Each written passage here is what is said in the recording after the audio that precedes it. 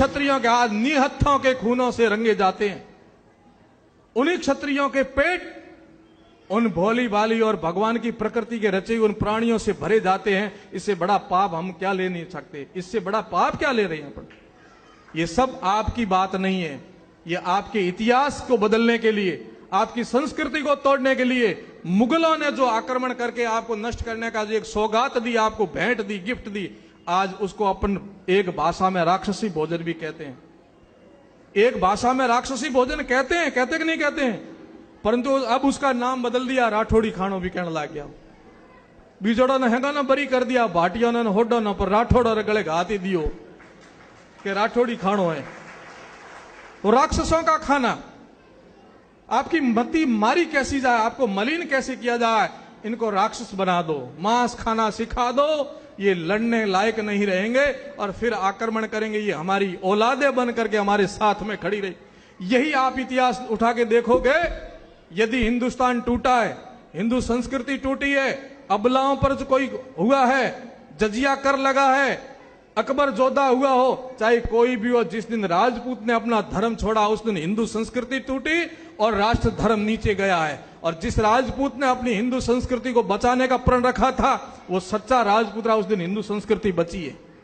आज भी ऐसे सच्चे राजपूतों की जरूरत है। आज भी हिंदू संस्कृति देखती है, ब्राह्मण देखते हैं, संत देखते हैं, सभी देखते हैं। गांव की छोटी सी बात हो, कोई राजपूत खड़ा हो तो 36 कौम राजपूत के साथ खड़ने में विश्वास रखती थी, पर आज नहीं रखती। आज तो कहते ये बना है, बना मतलब अकल बना, अकल है ही नहीं इन बनाओ रे गोडी। क्यों नहीं है? बुद्धि लुप्पत्यम यद मद तदकारी उच्यते। जिसको बुद्धि बाहर निकालनी है वो दारू को अंदर डाल दो, बस दिमाग निकल जाएगा अपने आप। ये दो काम आप बखूबी बड़ी शान और शौकत से करते हो, एक मांस खाना और एक दारू पीना, तब आप पूर्ण राजपूत माने जाते हो। जब तक आप मांस नहीं खाते हो और जब तक दारू नहीं पीते हो तब तो कहते थे कि ब्राह्मण बीजा होगे, ब्राह्मण ने घरे पैदा हुआ होगी। ये ब्राह्मण की बात नहीं है। असली क्षत्रिय वही होता है जिसका बुद्धि पवित्र हो, जिसका खान पान पवित्र हो, वो असली क्षत्रिय है। जिसके हाथ किसी की हत्या के लिए नहीं उठते हो वो असली क्षत्रिय है। आप कल्पना कीजिए, अब कहां से लाएं असली क्षत्रिय, कैसे बनाए असली क्षत्रिय, कैसे मार पड़ी आपके ऊपर। एक बात कहना चाहता हूं सज्जनों, बुरा मत मानना, आप मेरे हो मैं आपका हूं। चूंकि मैं सनातन धर्म का सन्यासी हूं, ये जाति बंधन में विश्वास नहीं रखता हूं कि मैं राजपूत के घर पैदा हुआ, ये मेरा प्रारब्ध था, परंतु मैं एक सन्यासी के रूप में हूं, इसलिए पूर्ण हिंदू संस्कृति की बात करूंगा। सभी समाज मेरे समाज है समान। आप मेरे हो मैं आपका हूं, ना किसी एरिया से बंधा हुआ हूं, ना किसी जिले से बंधा हुआ हूं, ना किसी जात से बंधा हुआ हूं। मैं सनातन धर्म का सन्यासी हूं, आप मेरे भक्त हो। मैं आपको कहना यह चाहता हूं कि आप लोग कितनी बिना मति की बात करते हो, बुरा मत मानना इस बात को। एक आदरणीय राम सिंह जी और सम्मानित मन से भी निवेदन सुन तो रहे हैं, फिर भी उनके नाम से संबोधन करके कहना चाहता हूं। मांस 3 प्रकार से मिलता है मार्केट में, मांस 3 प्रकार से मिलता है। एक झटके का मांस, एक हलाल किया हुआ मांस और एक अपने आप मरा हुआ पशु मांस। तीनों ही मांस की श्रेणी में आते कि नहीं आते हैं? अपने आप मरता है, अथवा झटके से मारते हो, अथवा हलाल करके मारते हो। जब तक उसके अंदर प्राण है तब तक तो वो है, प्राण के बाद वो मिट्टी तीनों एक जैसी होती है। होती कि नहीं होती बोलो? कोई भी ढूंढी उठाए थे घरे लाइन पकाइन को नहीं खाओला, परंतु झटके रो कीड़ो बड़ा शान और शौकतों खाओला।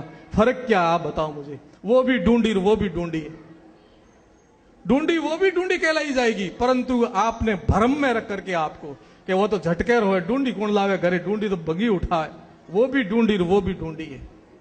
और बहुत मुझे शर्म के साथ कहना पड़ता है कि हमारी राजपूतों के जिस विद्यालय में बच्चे पढ़ते हैं, राम सिंह जी, आदरणीय राम सिंह जी सम्मानित मंच, जिस पर गर्व है कि यहाँ राजपूतों के बच्चे पढ़ते हैं इस स्कूल के अंदर, उस मैनेजमेंट कमेटी ने एक निर्णय लिया, आपको सुनाना चाहूंगा। बोले मार्केट में मांस बहुत सस्ता मिलता है और एक महंगा मिलता है। सस्ता कौन सा मिलता है, महंगा कौन सा मिलता है? कि झटके का मांस महंगा मिलता है और हलाल किया हुआ मांस 50 रुपए सस्ता मिलता है। और उस हॉस्टल में सप्ताह में 2 दिन बच्चों को मांस खिलाया जाता है। तो कहा क्यों ना अपन हलाल किया हुआ ही मांस ला करके इन बच्चों को खिला दें, जिसे 50 रुपए सस्ता आएगा। ये है आज के राजपूत, ये है आज के राजपूत। कैसे कैसे आपको राक्षस बना करके प्रस्तुत कर दिया। क्या आपका रूप था, क्या आपकी शान थी, क्या आपके अंदर स्वाभिमान था। घास की रोटी खाने के लिए तैयार थे, परंतु सोनों के थालों में खाने के लिए आपके बच्चे तैयार नहीं हुए थे। वही राजपूत आज छात्रावासों में पढ़ने वाले बच्चे हलाल किया हुआ मांस खाने के लिए तड़फ रहे हैं। होटलों में, बड़ी बड़ी सेमिनारों में जाकर के आप जो मांस भक्षण करते हो, पता है वो किसका मांस है, कैसा मांस है? गाय का मांस है, हलाल किया हुआ मांस है। कभी आपने विचार किया है आपका धर्म किस प्रकार से नष्ट हो गया है? जिस जीवन के अंदर से धर्म निकल जाता, सब निकल जाता है। दुनिया को देखो, समाजों को देखो, जिस समाज ने धर्म को आगे रखा वो सदा आगे बढ़ा है, और जिस समाज ने धर्म को पीछे रखा वो खड्डे में गया है। इसलिए कहा गया धर्मो रक्षति रक्षितः, जो धर्म की रक्षा करता है धर्म उसकी रक्षा करता है। हम लोग धर्म को निकाल करके स्वार्थ को पहले रखते हैं, इसलिए हमारी बर्बादी हो रही है। हम जीवन में धर्म को महत्व नहीं समझते। न हम गायत्री से लेना देना, गायत्री तो ब्राह्मणों का काम है, जनेऊ तो ब्राह्मणों का काम है। अरे ये शुद्ध खाना पीना तो ब्राह्मणों का काम है, हम तो राजपूत है, राठौड़ी खाना खाएंगे। वही हमारी मति मारी गई, वही हम नीचे आ गए।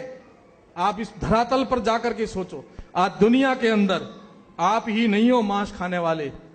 9 अरब की जनसंख्या इस दुनिया की, उसमें से 80% लोग मांस खाते हैं, 80% मांस खाते हैं। और ये लोग, आप तर्क दोगे महाराज आप मांस के लिए हमें कहते हो, दुनिया के 80% लोग मांस खाते हैं फिर भी मस्त रहते हैं, आगे बढ़ते हैं। उनको मैं उत्तर देना चाहता हूं। दूसरा, जो लोग कहते हैं कि जीवो जीवस्य भक्षणम, जीव जीव का भक्षण करते कोई पाप नहीं लगता, उनको मैं एक उत्तर देना चाहता हूं।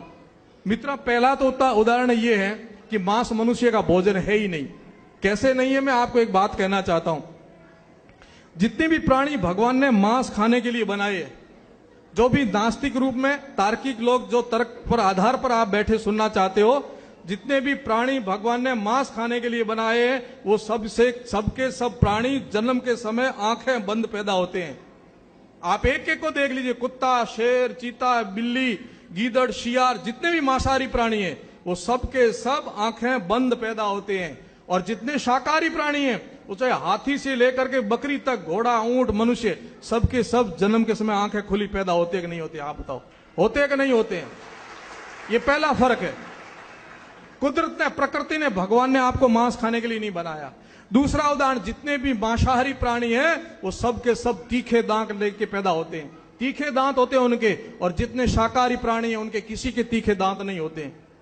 जितने मांसाहारी प्राणी उन सबके नाखून भी तीखे होते हैं। कुत्ता, शेर, चीता, बिल्ली, सबके तीखे नाखून होंगे।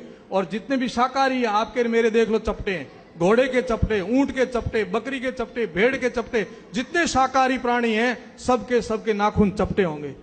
और जितने मांसाहारी प्राणी हैं वे सब जीभ से पानी पीते हैं, जीभ से। लकल आपने देखा होगा ना, जीभ से पानी पीते। और जितने शाकाहारी प्राणी हैं सब होठों से पानी पीते हैं। जितने मांसाहारी प्राणी हैं उनकी सबकी जठरा अग्नि अलग है, वो सीधा मांस अंदर पचा सकते हैं। और हम, आप लोग, जो लोग मांस खाते हैं, वे लोग सीधा मांस खा नहीं सकते, मर जाओगे। आपको कोई न कोई संसाधन लेना पड़ता है। इसलिए कुदरत ने, प्रकृति ने आपको मांस खाने के लिए बनाया भी नहीं, फिर भी आप उस जमात में जा रहे हो। थोड़ा विचार करो। और दूसरा, पाप कैसा करते हो आप? आडंबर, धोखा आपके साथ बहुत। मैं आपको दोष नहीं देना चाहता हूं, आपके साथ छलावा किया गया, आपकी संस्कृति को तोड़ने के लिए, आपके धर्म को नष्ट करने के लिए आपके साथ बहुत बड़ा धोखा किया गया। और तो और आपके देवी देवताओं को नहीं छोड़ा। अब आपको यदि इस रास्ते पर लाना था तो जोग माया को बकरा चढ़ाओ, भैरू जी ने बकरो चढ़ाओ, भौमिया जी ने बकरो चढ़ाओ। उन्नी आड़ में थाने मांस खोलाने तरीको ढूंढियो। अब मेरी भी देवी कुल देवी है, मेरी देवी कुल देवी नागणीचिया है, हिंगलाज माता है। और मैं ये दावे के साथ कह सकता हूं, मैं स्वरूप नारियल, जिन्हें अभी लीलो नारियल कहा, स्वरूप नारियल ले जान माता जी रे चरणों में राख, और मैं वो आशीर्वाद प्राप्त कर सकता हूं जो आप बकरे को चढ़ा के नहीं कर सकते। तो क्यों नहीं आप लोग भी स्वरूप नारियल को चढ़ा करके मां का आशीर्वाद ले नहीं सकते क्या? परंतु आपके साथ धर्म को किस प्रकार से घुसेड़ करके आपके जीवन को नष्ट कैसे किया जाए, ये विदेशियों की चाल थी। और उसमें आप और हम सब बर्बाद हो गए। कल्पना कीजिए, माता जी के मंदिर की प्रतिष्ठा